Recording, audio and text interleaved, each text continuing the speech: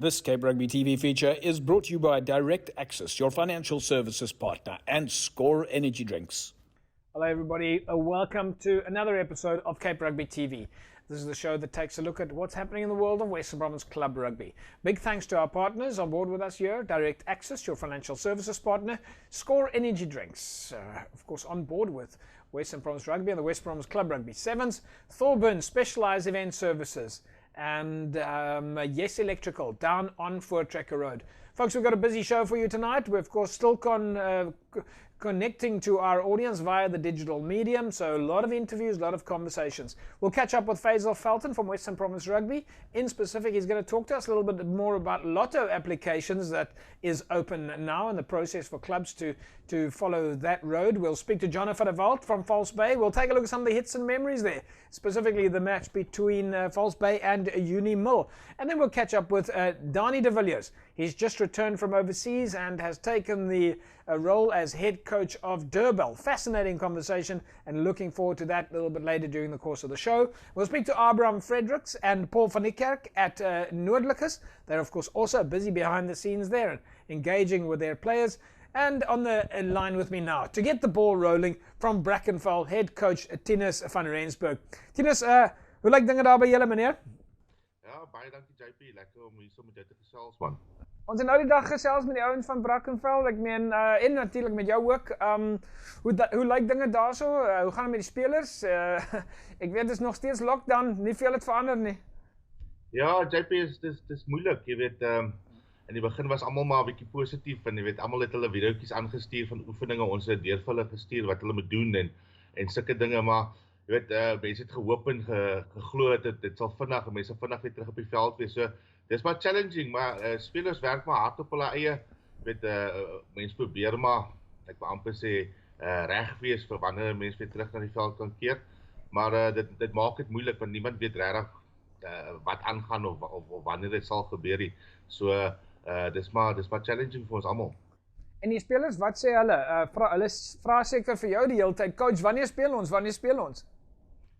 Jy weet JP, soos die vorige keer wat Cyril gepraat het waar hy gesê het die sporte soos geen kontaksport en die kontaksport wat kan begin oefen, jy weet dadelik op die groepe is dit begin ons maandag te oefen of wat is die dinge wat aangaan. So die spelers ek dink die spelers is honger om te speel. Dis baie keer belangrik ook, jy weet 'n ou vergeet baie keer wat rugby en sulke dinge vir 'n mens beteken, jy weet dis iets wat 'n ou eintlik so voor lief is, jy weet en as dit weg is dan besef 'n ou eintlik wat jy mis en hoe bevoorreg 'n mens is om betrokke te wees by sport en so. Ja nee, dis 'n goeie punt daai. Ek meen ons baie mense word wakker in die oggend vir hulle sport en hulle gaan slaap in die aand vir hulle sport. Martinus, ons het eintlik 'n lekker game hierso, want ons wil natuurlik vir die fans bietjie games wys. So een van die games wat ons nou het is Brackenfell Durbanville. Ek meen julle ouens is ook maar amper soos bure en baie van die spelers het gewissel tussen die twee spanne. En ons het gedink ons kyk bietjie na hierdie game van julle wat soort van 'n highlight was. Kom ons kyk gou na die game en dan vertel ons bietjie hiervan. This Cape Rugby TV feature is brought to you by Direct Access, your financial services partner, and Score Energy Drinks.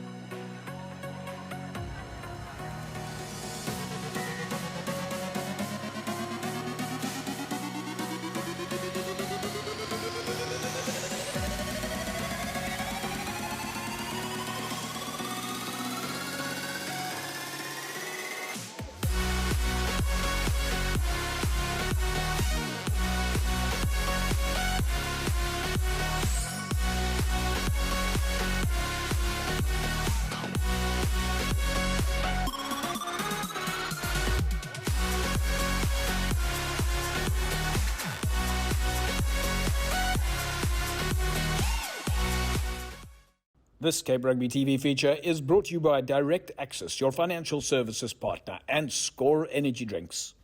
Durbanville, Brackenfell, het julle gedink daar is 'n derby? Ja, ons sê maar altyd dis 'n derby, jy weet, Durbanville is 'n baie goeie klub, jy weet en hulle is al baie langer in die Super A's wat ons is. Maar vir ons ja, dis net ander kant die brug, so dit bly maar altyd 'n tipe van 'n derby vir ons. En as jy weet in daai footage wat 'n mens kan sien ook, ek dink dit was 'n tipe van 'n wedstryd met twee helftes. Ek dink jy weet daai wil begin met 'n massive aanslag en dan jy weet hulle het eerste punte aangeteken en redelik ek wil amper sê gemaklik voorgeloop. Maar ja, soos die game aangegaan het, ek dink het ons spelers confidence gekry en hulle het besef, jy weet ons moet net speel in ons ek wil amper sê strukture en dinge afdwing en dan sal die punte kom. Kom baie van die Deurbel spelers by julle aansluit en die Brackenfell spelers by Deurbel. Ek neem aan die meeste van die ouens bly in die neighborhood. Jy kry so nou en dan so een of twee spelers wat miskien half uit die setup uitgaan by 'n klub. Selfs met ons verloor een of twee ouens wat na hulle toe gaan en die mens kan nie regtig spelers keer nie. Jy weet ouens is oud genoeg om hulle eie besluite te maak aan die einde van die dag. Moet 'n speler gelukkig wees, jy weet waar hy is. So ja, ek staan in iemand se pad ooit as hy wil skuif na 'n groter klub toe nie. Ek wil amper sê ek support dit. En jy weet aan die einde van die dag dis hoe mense betrokke is by rugby, jy weet vir my is dit lekker as een van die spelers sê maar betrokke is by die Supersport Challenge of sulke dinge, jy weet dit is goeie publisiteit vir die klub ook en ek dink dis kom almal tog rugby spelers om op die hoogste vlak te kan kompeteer. Een van die dinge wat ons nog altyd agtergekom het by Brackenfell is hoe hard julle bestuurspan werk agter die scenes. Julle het vir Kala Norkeer daarso, sy was al 'n lang tyd daarso, julle management is goed.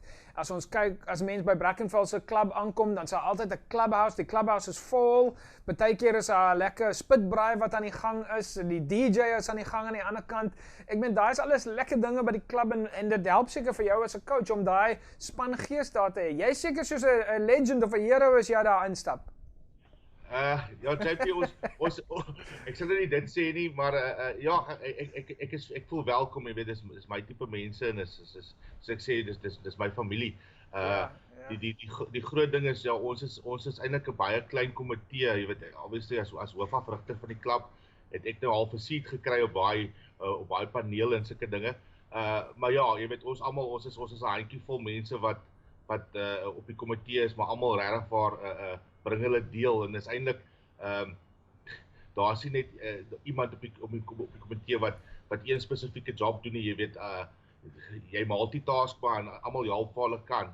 Jy weet Carla vir ons, ek bedoel ek dink daar's 'n klub of iemand in WP rugby wat nie vir Carla ken nie. Sy is maar ons go-to person. Sy's 'n go-to person. Vir almal in WP eintlik. Ek dink vir baie mense in WP is Carla the go-to person. Sy doen so baie werk behind the scenes.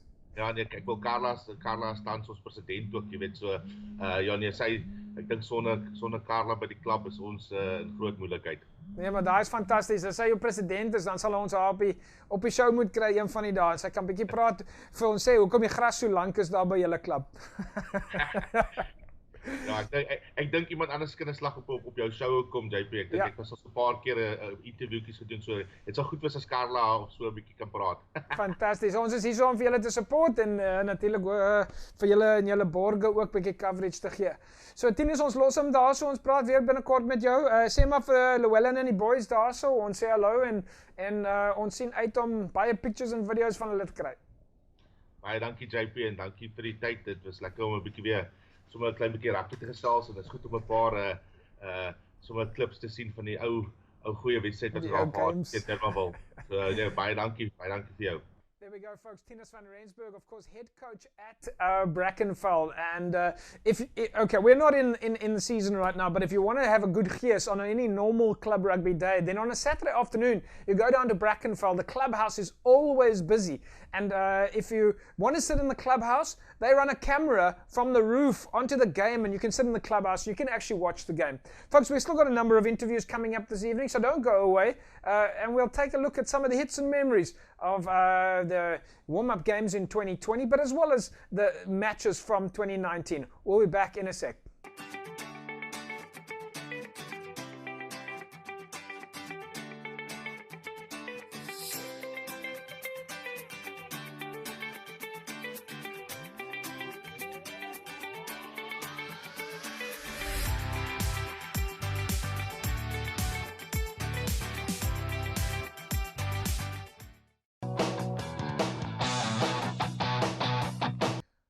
go, folks. Welcome back. It's Cape Rugby TV. We carry on talking about what's happening in the world of Western Province Club Rugby, and we try and take a look now at some of the hits and memories to bring you some rugby action. And there were, of course, so many big games last year, and as many big games in the pre-season friendlies that the clubs were having. On the line with me now, Jono van der Walt, head coach at False Bay. Jono, how are things there with you? Yeah, JP, how's it going, man? Are you still in touch with the players? I believe you guys are having some fun social online activities. Yes, JP. As coaches, we're still having fun. I hope the players kind of aren't over the coaches, because we've made sure that we're still very vocal and we still stay connected. And just we're just trying to stay healthy and make sure that we see this thing through and come out better on the other end. Jono, from a kind of a call it a lockdown perspective, we know that the guys have been inactive, but the training has changed a little bit. I think a few weeks ago when we were training, speaking to you, the guys were very much still having to train at home and do the sprints between 6 and 9 in the morning. A little bit different now? Yeah, it's slightly different. Maybe we have a little bit more freedom and we've got sunlight on our side. But like not everybody has weights, so I'd say we've got a lot of guys that are moving. Everyone's running and cycling, so they seem to be pretty fit, looking very small because all of the muscles aren't as big and they're not gymming. But at least guys are moving, at least they're healthy, which is better than sitting around and doing nothing. I was under the impression most of the guys would have picked up weight, because nowadays you're bored, you just go to the fridge. Yeah. Also, there's a tendency in winter, to kind of have some like emotional eating and maybe just watch Netflix and all other programs and be a little bit lazy. But we've certainly made sure that the guys are up and active and making the most out of the winter. And you were telling me that you guys are having some online fun. I mean, you guys have never been shy on generating the gears. Maybe the gears at the Bay, but now gears online. Yeah, we'll have some players, that some guys enjoy some coffee or some cooking. So we'll have guys that are giving some classes and some vlogs, so to speak. So guys are quite active on Instagram, Facebook, and all of the various social media platforms.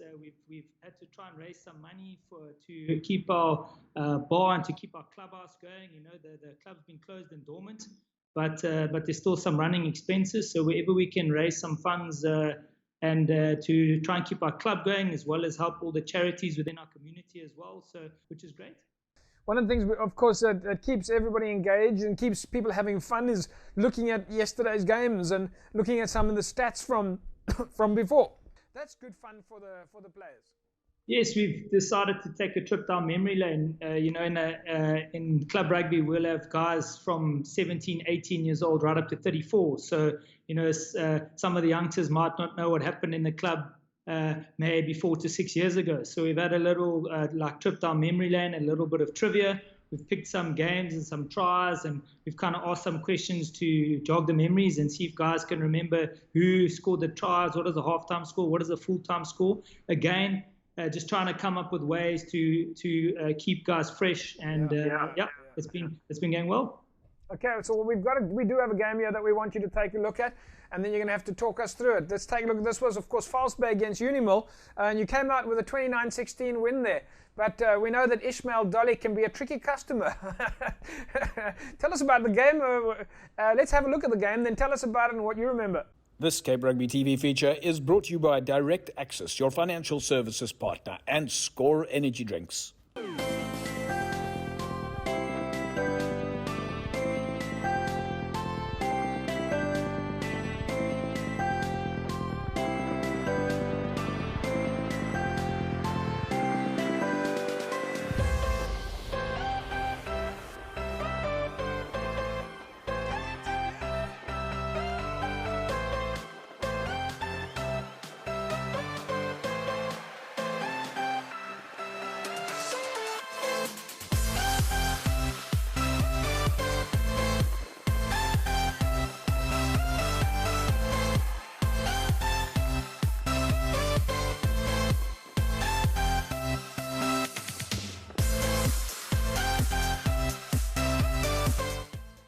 This Cape Rugby TV feature is brought to you by Direct Access, your financial services partner, and Score Energy Drinks.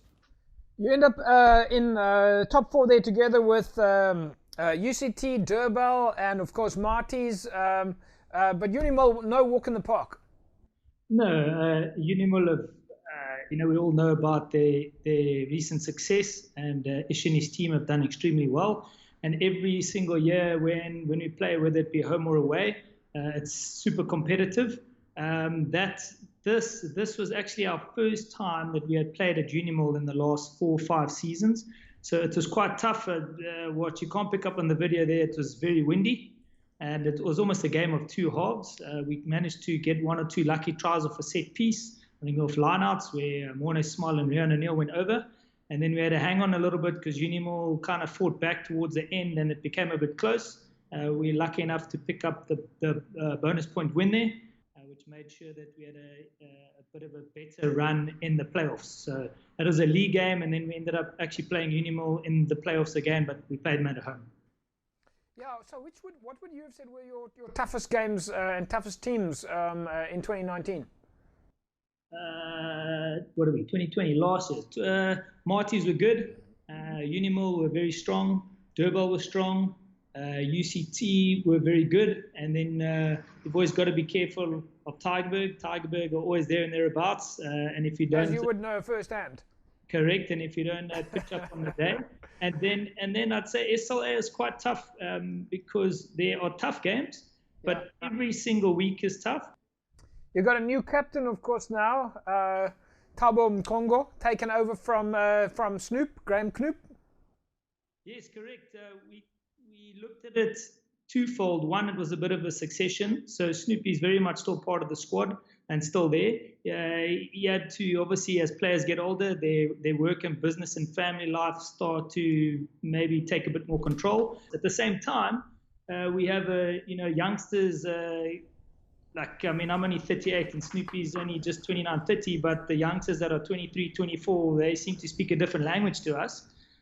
So to make sure that we're still relevant and to make sure that we don't lose touch with the youngsters, we thought that we'd get a youngster, someone who's driven, somebody who's been at the club, who's come through the ranks. He's played third team, second team, first team, is a solid worker, basically does his job on and off the field, and is a leader among men, and he's got the respect of his peers and of all the youngsters in the club.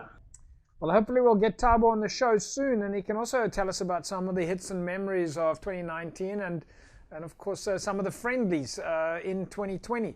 Jono, we're going to leave it at that and say thanks for joining us. Hopefully we'll catch up again soon. We'll take a look at some more of your stats at False Bay in some of the other games as well. Yeah, thanks a lot, JP, and just a big shout out to everyone. Keep training, keep moving, keep staying healthy. We don't know if we're going to have rugby in 2020, but let's hope we can at least get back onto a field, throw a ball around, even if it's touch, and stay fit. So all the best to everyone. Yeah, absolutely. Of course, stay safe out there. So we'll catch up soon, Jono. Jono van der Walt there, folks, the head coach at False Bay. Hits and memories of False Bay on the show here with us today. Of course, that was a win for False Bay, 29-16 over Unimall. And we know False Bay, one of the big dominant factors in Super League A. Well, hopefully we'll get back in the park soon. We'll see what all the announcements say, and we see what, well, we have to see what happens for 2020. Hold thumbs, everybody. Folks, we'll take an ad break. When we come back from a break, we'll speak to Abraham Fredericks, of course, president at Noordlikers, and we'll find out a little bit about more their season 2019, and of course their hopes or what their aspirations were for 2020. Back in a sec.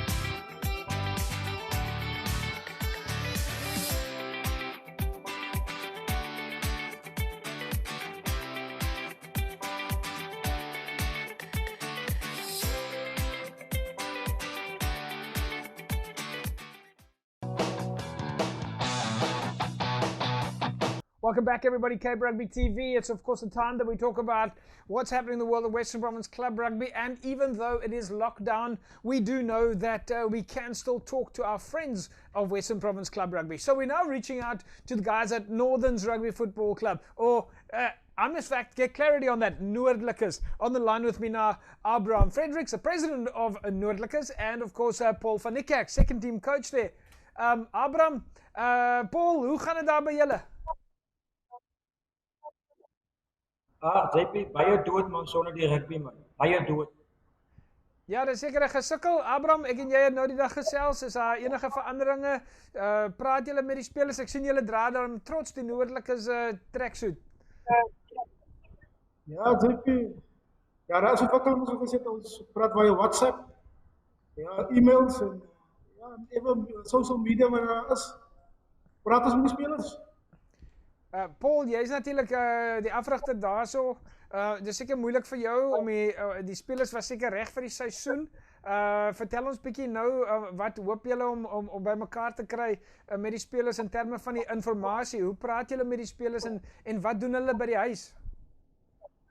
Man, JP, op die huidige stadium stuur ons vir die ons oefenprogramme via die groeps. Dat hulle self kan fixou. Ek myself fix as die kans kry. Maar so ek sê, dit is moeilik as die ouens by die ouens kan gesê van die ouens kan miskien vir sê oefen by die huis, maar oefen nie by die huis. So is moeilik, maar aan my kant af, ja, is moeilik. Paul, kom ons praat gou-gou van die games 2019. Wat vir jou was die grootste games vir jou? Ons grootste game wat ek was geweest in CPUT, ja. Ons onderskat ons daar gaan speel, het 'n groot mond gewees, maar by daar ons nie gewys wie nodig dit werklik is. Ons praat nie baie oor die game begin. Een van die groot games was natuurlik vir julle teen Peninsula. Ons het die video hierso, so ek gaan nou vir julle wys in 'n sekonde. Maar van julle kant af, ek meen julle Abraham, jy het ook gesê julle het pre-season goeie practice sessions gehad, maar was jy satisfied daarso? Ek meen ek vra nou vir albei van julle, was julle satisfied met die overall result? Want julle het nogal gedominate in die Southern League. Dit was net in die Promotion League wat dit bietjie short gekom het. Ja, JP, ons het goed gedoen in die liga fases. Maar top 9 het die sê maar eerste span se wiele 'n bietjie afgekom. Maar dis hoe jy opstaan, JP. Ja. Ons vat ons op pak. Ons vat ons op pak as dit die rugby is, ons weer sterk terugkom. Kom ons praat gou-gou daaroor. Paul, jy is natuurlik first hand involved met die spelers en met die clubs en die actual game self. Dink jy dat daar 'n groot verskil is tussen byvoorbeeld die Southern League, die Northern League en die City Leagues? Want dis dan wanneer julle uit die einde van daai 3 leagues dat julle saamkom in die Promotion League, dink jy daar's 'n verskil tussen daai leagues? Nie eintlik regtig verskil nie, maar dit is net soos die Adam sê, is dat ons kon nie die knoop deur in die wat is reg saak in die HPL games kon ons sien, ons het dit 'n bietjie afgeval. Beserings, klein beseringkies en aan key players en dit vat die span regtig, vat die span. Ja. Hy key players beserings. En ek weet Abraham, van jou kant af, julle studeer die ligas, julle studeer die ander spanne. Julle ken mekaar, julle kyk video's en julle share op WhatsApps en party van julle het sommer spies ook by die ander spanne.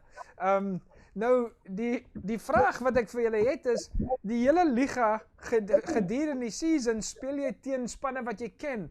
Julle weet waar mekaar is, maar wanneer dit kom by die Promotion League, dan iewes skielik is dit 3 nuwe spanne. Julle het hulle nog nie gesien nie, julle is nie in touch. Dit raak bietjie moeiliker dan, né? Ja, dit raak bietjie moeiliker because by so jy sê ons gewoond in die spanne speel in die liga wedstryde. Als kom bij ons lekker moet dieren trek, dan vallen ons wielen af. Ik weet wat aangaan is. Ik weet die onze, dan kan ik klaar om de liga gewinnen. Verstaan je nou? Ja, daar is die challenges. Een van jullie groot games laas jaar was die match teen Peninsula. Nou ons weet Peninsula is ook 'n sterk span. Kom ons kyk gou-gou na die game en dan vertel julle my 'n bietjie van wat in daai game gebeur het, want daai was 'n goeie result vir julle. Kom ons kyk gou hier. This Cape Rugby TV feature is brought to you by Direct Access, your financial services partner, and Score Energy Drinks.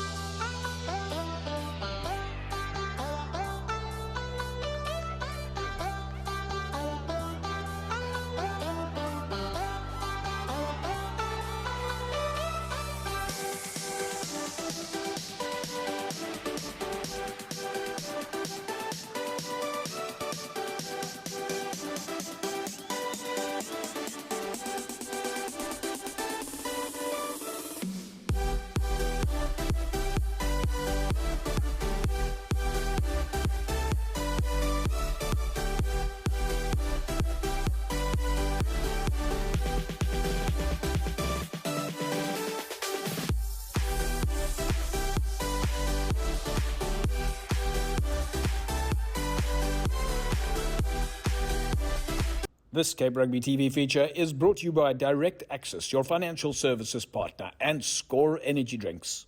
Goeie result vir julle daarso. 48-19. 'n Goeie wen vir Noordlikes. En ek moet sê as ek na daai game kyk, ek sien dat julle agterspelers daarom regtig kan jol. Ons kyk daarso vir julle nommer 12, julle nommer 14 en selfs julle loskakel wat die bal nogal kan versprei en julle nommer 17 wat van die bank af gekom het. Ja, JP, dit was 'n goeie game vir ons gewees, maar enige backhand kan nie bal jaar as jy agter domineer voor. En dis waar ons wel oor gewees het. Ons dan sê ons maak voorsag met vinnige agterspelers wat kan enige team. Ek weet hoe dit stel, maar enige team kan dit ons agterspelers ons voor domineer. Abraham, julle speel so goed in die sevens. Ons weet julle hierdie jaar is dit die Kalahari Sevens? Dis korrek, JP daar. Right, so julle gaan elke jaar Kalahari toe, die Uppington en julle gaan daar so en dan wen julle die sevens. Dink jy dat die sevens spelers 'n connection hierso het in die span as die ouens as ons so na die spelers kyk, hulle hand skills, jy kan amper die seven skills daar binne sien. Definitief JP, dis why gaan ons maar elke jaar Appington toe. En zo daarso en waar ever daar sevens is, dan skryf die manne hulle. Ons super veel gevoering gezet. Ons wil die klap se deure sluit en hou maar op dat die manne speel. Paul, dink jy dis een van julle sterkpunte is die hand skills? Ek weet jy sê die voorries moet sag maak eers en dan kom die backline spelers, maar die manier wat die spelers hulle die lyne hardloop en nogal vinnig inpas. Dink jy dis een van julle sterkpunte? Ja, definitief soos wat Abraham sê, dit gewoonlik as hy goeie sevens games wen en jy kan sien dit kom deur met die handspoed en is jy weet as jy wat die bal doen die werk is al. Alright manne, ek dink ons gaan dit daarso los. Hopelik gaan ons weer binnekort op die veld kom, maar ek weet ons moet nog wag en sien. Dinge is nogal sleg hier so in die Kaap, maar ek weet julle doen 'n goeie job daar by Noordlikes en julle help ook daarso vir die gemeenskap en ons sê maar vir julle kant af baie dankie en hopelik praat ons weer binnekort. Baie dankie JP, baie dankie hoor. Dankie vir die tyd. Dankie Abraham, ons soos ek sê, veilig bly daai kant en ons sien julle weer een van die dae op die skerm hierso.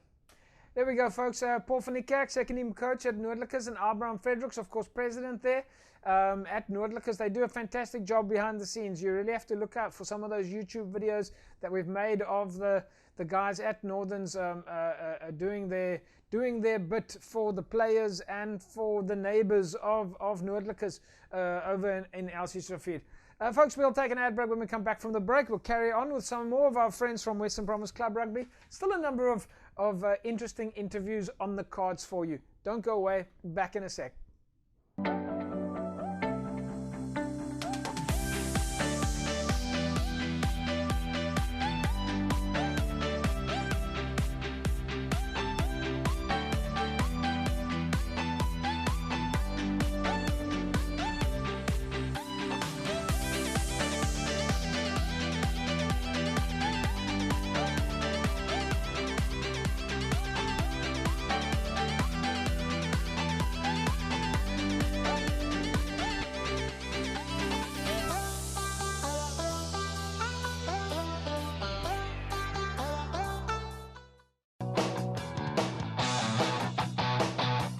Welcome back folks, it's Cape Rugby TV. We carry on talking about what's happening in the world of Western Province Club Rugby, and certainly everybody's busy out there making sure that they stay active. The only difference is they're not on the field at the moment and they're not socially engaging, but rugby wheels keep turning. To tell me more about what's happening in the world of Western Province Rugby, I've got Faisal Felton on the line from Western Province. Faisal, nice to have you back. It's been a few days since we spoke. How are things with you?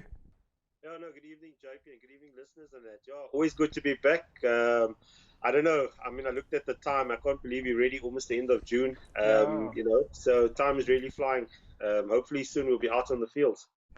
It just goes to show that we've been doing this for so long that you still talk as if we're on radio with listeners, where we now have viewers. You'll remember back in the day, you and the team used to come on radio when we were doing the Club Rugby show. But Faisal, it's obviously a lot of admin at the moment. I mean, we've found that many administrators out there, which is what you are, they have been more busy in the last 3 months than they have been before. It's been one Zoom meeting or Teams meeting after the other. What are the sort of big things that you guys are concentrating on at the moment? Well, yes, Jobs. I think the main thing is obviously with COVID in terms of the regulations and return to training and that. Currently regulation is focused primarily on your professional players. I've had a number of clubs, immediately as soon as, the president had spoken, want to know when they can start training. So I think from my side, being part of that committee that Western Province has helped a lot in terms of trying to understand, what the regulation is, what it's about, and also the protocols and the implementation of how it's going to be put into place. So it's helped me a lot in terms of what I need to do for the clubs. So I think the main thing now in the next couple of weeks, we're obviously governed by the regulation, but I think from the club side is how does it impact on the clubs? How do we, implement, back to training schedules at the club, at the facility, which I think one of my major concerns is, the facility being owned by the council. A lot of the facilities we work are, we have control over. So that will, for me, be one of the challenges in terms of how we're going to implement it and how the clubs are going to manage it. So I think, the next couple of weeks and that we're going to start looking at protocols and putting stuff in place. I think one of the key things from our side we've also done is also we're going to be submitting our plans in terms of, to the local districts, just to make sure that all our clubs are on that list in terms of, back to training and the protocols and that. Yeah, so, that's fantastic. I mean, there's a lot of work. I mean, obviously at this stage, nobody is going back to training unless they have an approval from government. The government says you're safe to go. And that's still quite a long way away for clubs to actually get back on the field. But during this time, it's important that they start the planning and the process of how do you prevent COVID and become COVID compliant. No, definitely, Judge. As you said, nothing is back to training at the moment. There's no return for clubs. I think, again, everything is a phased approach in terms of how we're going to get back. I think if you look at, the senior sides, they're slowly phasing in back to training and that they, in small little groups, small little pods, they're training, still practicing social distancing. I think the one key thing for me is when I look at it, they haven't even started using the ball.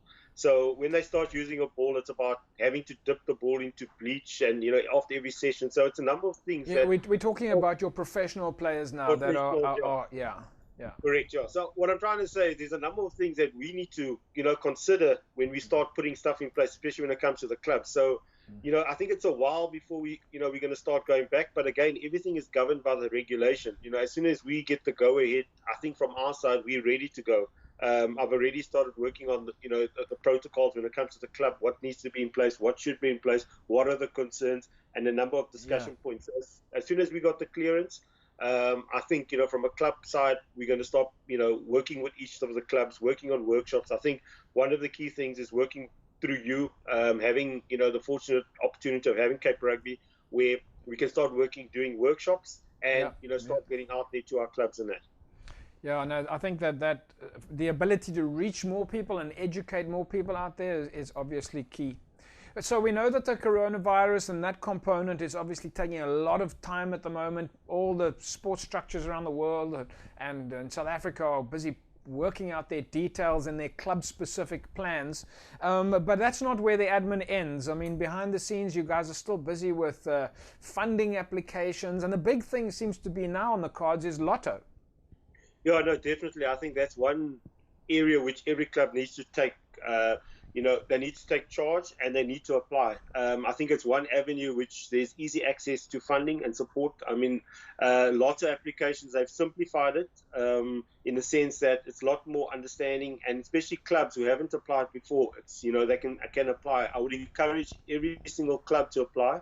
You have an opportunity up to 500,000 and more, if guys have received lots of funding before. So I think this is the time for each and every club, mainly if you're not out in the field, focus on the admin, focus on trying to get that application in. The lots of applications office, it has opened. So the sooner you get it in, the better. What we'll be doing is from our side, I'll also be sending out again a reminder about the lotto, and I'll also be circulating, the forms and necessary forms that need to be put into place. But I think from a club side, if the guys are struggling out there, if they need assistance, I think that's where we come in. I've had a number of clubs that have contacted me, which we're trying to help and assist as far as the lot applications are going. But again, I think the key thing is having that workshop and getting all these clubs on board, and let's try and see. I think that's what we want to do, how we can help and assist in terms of completing that forms. And it's obviously critical. I mean, vitally important that amateur structures go down the road of lotto, because corporate sponsorship is not just falling out of the tree. There are no free rides anymore. You've got to get your applications in. No, definitely. I think, JP, the key thing with the lotto is it covers all the components which clubs struggle. The one key thing is, you're looking at transport. It covers the transport. It covers the apparel. It covers sports equipment. It covers capacity building. It's all those components which a club needs in terms of them functioning in that. I think, we speak about marketing. We speak about trying to go out, get sponsors. Here's a key opportunity to get all that funding and support. And it's available. There is money. Every club is entitled. Apply. And, if you meet the criteria, you will get funding. So there's a number of clubs that I know that have received lots of funding, and they receive it every single year just because they apply each and every year and they submit the reports. I think the key thing here is the reports. As soon as you receive the money, as soon as you spend the money, you need to have those reports and you need to submit it. Yeah, I think I think the powers that be, they want to know that you've spent the money in the right way, and they want to see the pictures, and they want to obviously know that they can do it again next year, and that the money's been spent in the right way. Yeah. No, definitely, James. I think with technology, and I think what I've learned now the last couple of weeks, and that we start thinking out of the box in terms of how we communicate and how we do things. I think for myself, there's always lots to do at home. There's lots to do in terms of our admin and in terms of our communication. I think this is the time where clubs need to take this time and reflect in terms of how to get the club up and running again. Focus on, like we said, I think the next couple of weeks we're focusing on having workshops on sponsorship, on marketing, and those are the key things which I think everybody needs to be involved on. And one of the things that you've had recently, I know you spoke about the webinar with the coaches. Those are all avenues. Let's not let not being able to come to a workshop stop us. I think the avenue of online and webinars and that is key. And I think that's the way we need to communicate and get out to as much people as possible. Yeah, I think the challenge, some of the challenges before, of where we couldn't fit enough people in the car, or Tuesday night was a difficult night, or Monday night was a difficult night, some of those challenges are now a little bit different. Now we don't have the challenge of getting the secretary and the administrators and the vices and the chairs in a car anymore. It's now a question of, have they got data? So yeah, but that's the at least you will always find someone at your club that can attend. Yeah, no, definitely. I think it's opened up a whole new world, a whole new avenue. It's like you say, I think you're a lot more productive. You come to a meeting, you have your meeting, 10, 15 minutes or, an hour. Yeah. And then as soon as you finish, you're on to your next meeting. So our days are a lot more productive. Sometimes, I sit here, we sit from about 8:30, still normal hours till 4 o'clock and that there. And getting so much done. So, yeah. All right, Faisal, we're going to leave it at that. We look forward to catching up with you guys and keep monitoring the progress. I know that Jerome is doing some fantastic stuff with that level 2.5 course. You guys are busy with a lot of applications. You've got your media sponsorship and marketing workshops coming up. You've got coronavirus workshops coming up. So you certainly have your hands full. So great stuff on all the stuff that you're doing for your members, for your clubs. And we'll keep following that progress and keep telling the world about the great job that is happening out there. No, thanks, JP, and thanks to the viewers. And I think from my side, keep well, keep safe, stay at home. Fantastic stuff. There we go, folks. Faisal Felton, Western Province Rugby, and wow, they're certainly busy behind the scenes. We know that in today's times, the sports administrators are working harder than ever before. So much to do. And now, as Faisal said, the new thing on the cards is the lotto applications. And I think that that's a vital component for any amateur structure out there, is get those lotto applications in, get them in now. We know that money is tight out there and you don't want to waste any opportunities. Folks, we'll take an ad break and be back with you in a second. Don't go away.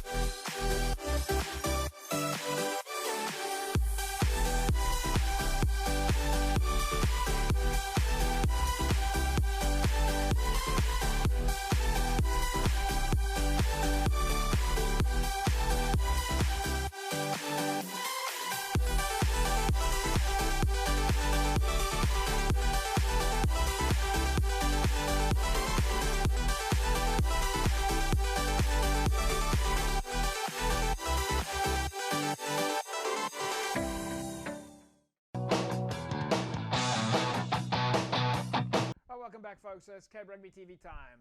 As you know, it's of course every Wednesday we talk about what's happening in the world of Western Province Club Rugby. And don't forget, of course, the repeat on Saturday mornings if you happen to miss this between 9 o'clock and 10 o'clock. Folks, we've been speaking to so many coaches in Western Province lately. And of course, now we're going back to Durbal's new head coach, Donnie de Villiers. Donnie joins us on the line. We haven't spoken to him. Donnie, well, welcome back to South Africa, firstly. Nice to have you back. Thank you very much. Let's just confirm this. You are at Durbal now. Yes. Now I'm at Durbal. Feels a little bit strange because I'm sitting in Langebaan, but yeah, got the opportunity to help out at Durbal a little bit, and holding thumbs that we can get back on the field very soon. Look, let's just go back a step here, because we know that you're at Durbal, and it's been fantastic actually talking to some of the club coaches in the last few weeks and asking them a little bit more about their background. And interestingly enough, a lot of the coaches in Western Province have got some international experience, provincial experience. Fulcron here from Hamilton's blew me away the other day with his level of experience, things that we didn't know about. But you've been out of South Africa with a whole lot of international rugby experience in the last few years. Tell us a little bit about those travels. Yeah, JP, I was very fortunate, in the end of 2007 to get an opportunity to go to Tunisia. At that stage, I was coaching Currie Cup at Pumas, and went to Tunisia to sort of coach their, first of all, their sevens team, who was playing on the IRB circuit at the time. Eventually ended up also coaching their national team, 15s team. Incredible time in Tunisia. Awesome people to work with. So I really learned a lot there. Also my first time out of South Africa, completely out of your comfort zone. So that was a nice experience for me. From Tunisia, I went to Italy, spent some awesome time in Rome. From Italy, had an opportunity to go to Romania.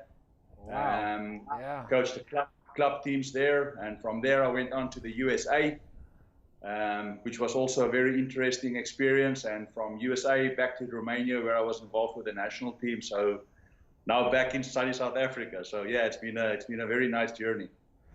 Well, that is a pretty impressive resume. Your passport must be absolutely full of stamps. But the obvious thing, I mean, it's very interesting for us that we find out that the African countries seem to be a big stepping stone for South African coaches to get into the next level. We've seen Jerome involved at the sevens level in Kenya. And at a 15s level, and it really does look like it's a great forward carry motion for the local club structures. No, definitely. I mean, it's like, we have a lot of really very, very good coaches in South Africa, and you only have so much opportunity here. Yeah. I think that's why when you look at something like the Western Province Rugby, the club scene, is that there's really, really, really good coaches here. I mean, like you said, a lot of these guys do have international experience. And for me, after Pumas, the opportunity to be involved with the international team was very tempting. And I mean, being that Tunisia At that stage, like I said, I had a very, very good sevens team. You know, it's how do you say no to that opportunity? Yeah. And it was actually through Chester Williams that I got that opportunity. You know, and always very, very grateful for that. You know. Of course, today's management structures, the world of management today in rugby is different to the way that it was 20 years ago. Today we've got assistant coaches and backline coaches and forwards coaches. So it does seem like the room for opportunity is a little bit broader now for coaches to come through the ranks. Oh, definitely. I mean, if you don't even have to go back that far. I mean, you had your head coach and you had the assistant coach. And I mean, those guys were responsible for everything. Yeah. I think when we started out coaching, when I started out coaching, I mean, my first gig at a club, 3 teams, you the coach, the forwards coach, the team manager, the doctor, you everything, you know. But I mean, like you said, yeah, these days, guys really do get the opportunity to specialize in a very specific area. And the opportunity is there for those expertise to be brought into a professional coaching environment, you know. So you see, I think Stormer's staff is 21 or 20 or something like that, you know. So the coaching staffs are getting really big. Which is fantastic. I mean, that's fantastic for coaches to have a career line that they can follow if they just follow the processes that the sport code is making available to them, all those different courses and certificates and that you go through, and you tick all those boxes and you might end up with a full-time job. Absolutely. I mean, not in my wildest dreams, JP, if I ever thought that I would be able to make a living out of rugby. I mean, I was always very passionate about it, and I mean, I can talk for hours about this game. I love it, but not in my wildest dreams was this pathway set out for me. This wasn't my career goal, but things developed that way. And I mean, I'm so grateful for all the people that had influence on that, you know, and that educate you. And like you said, there's so many things available for young coaches these days that you can really educate yourself. Make sure you specialize in something very specific. You know, it's not like you have to know everything. Yeah. So a lot of opportunity out there. So back to the real world.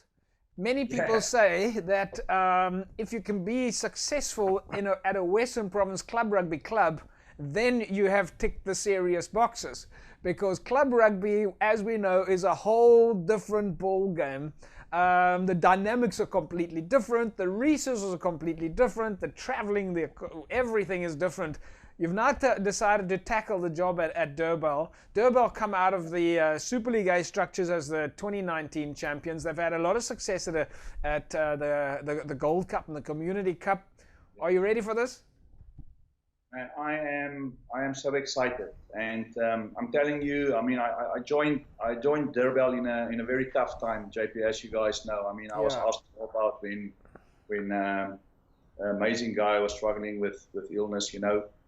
And it was amazing for me how this club sort of pulled together to do something for their coach, you know, that they really respected and loved.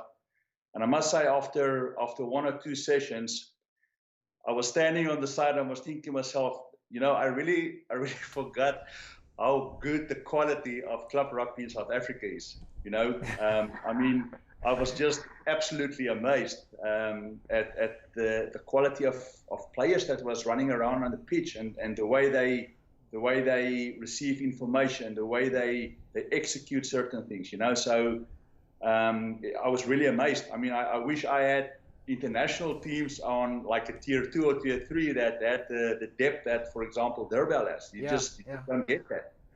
And then when we started playing the friendlies, we were involved in 3 friendlies before the lockdown started. My mind was blown about the quality of the games, you know, and so I'm very excited. This is a great opportunity for me, you know, get a foot back into South African rugby. So I can't wait for things to start again. And I think I can tell you that you are blessed. Certainly that's how it looks like from our side, but you're blessed with a really good management structure. Most of the clubs in Western Province have really got these management teams behind the coaches now. We've seen this incredible metamorphosis over the last few years of how the clubs have adapted and become better and better and better. And as you mentioned, I was getting goosebumps on the back of my neck when you talk about the quality of players. And it's not only in Super League A, it's across all of the structures they've got. We were speaking to the Kuilsriver guys last week, and they've got corporate structures and committees. Exactly. We spoke to Erwin Erwe from your side the other day, and again, if you talk about the management structures there, your clubhouses are sorted out. Same discussion that we had on the show now with the guys from Brackenfell. I mean, you must be very happy with getting a management team behind you like that. Listen, it's unreal. I mean, just in Marius area, I think what an incredible coach. It's a great person and a hell of a coach. So already that sort of little bit of stability is there. The rest of the coaching staff, guy like we've got a young up and coming SNC, Aubrey van Heerden, who that guy's going to make some big waves. He's really good. And then obviously Uncle Pete, as we all know him, I think he started managing rugby when club rugby started in Western Province. So he's been there forever. Yeah. A hell of a guy to rely on. And then the main backbone of our club, like you said, JP. Durbal's got a very, very strong management. The people that are there that's involved, they love this club. They love giving back to the community. They love rugby. And for them it's team first. So for me, walking onto the pitch, everything is in place. I can do what they want me to do, which is coach. So it's really an incredible atmosphere to be involved in and to operate in. That's great stuff, Donnie. Welcome back. It's fantastic to have you here. I know that you've got your work cut out for you because the likes of False Bay and Marty's and Unimil and all these teams, they are certainly not going to be taking anything lying down, and you're going to have you're going to need all the help that you can get. And I'm thank you first of all. I'm really grateful to be back and looking forward to some awesome rugby. Hopefully we make Western Province top again. So, and it starts with club rugby. So hope I can make my small positive contribution. Well, we're looking forward to that, and hopefully we can get back on the park soon. We'll wait for all those announcements. So Donnie, thank you very much for joining us. Now that we've got you on the line for the first time, we're going to be talking to you very often. So that's great stuff. And of course, from our side, we say to you and the players and the team at Durbanville, at Durban, stay safe, stay locked down, follow the rules, and we hope that you get back in the park soon. Thank you very much, JP. Looking forward to chatting to you again. Thank you. Thank you. There we go, folks. Donnie de Villiers. He's back in South Africa, a new head coach at Durban, and we are certainly looking forward to seeing what Durban's going to do in Super League A this year. Of course, we know that they were 2019 champions, and they will want to carry that legacy across for many reasons, more than just the trophy. Folks, that's a wrap from us here this evening. Cape Rugby TV. We carry on talking about what's happening in the world of Western Province Club Rugby. Remember, those lotto forms need to go in. Pay attention to the regulations around COVID-19. Absolutely critical. And most important, sit and wait for the official announcements before you do any activity. We'll see you again next week. Same time, same place. Bye-bye. This Cape Rugby TV feature is brought to you by Direct Access, your financial services partner, and Score Energy Drinks.